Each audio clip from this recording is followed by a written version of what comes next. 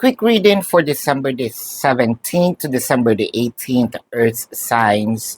So kung nung mga nakaraang araw, linggo, or buwan, no, medyo magulo yung estado ng inyong relationship with your person, it felt like medyo pa-okay na, no?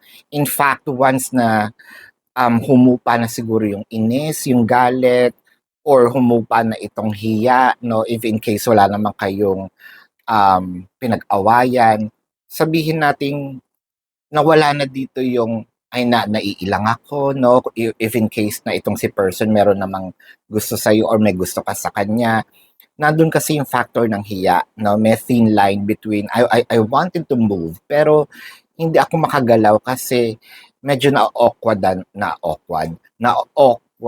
ako.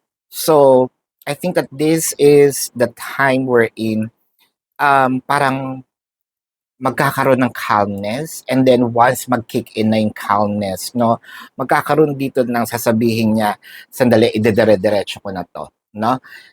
It felt like these is the start wherein the smooth transaction or smooth sailing, no, ng relationship ninyo. Earth signs December the 17th to December the 18th.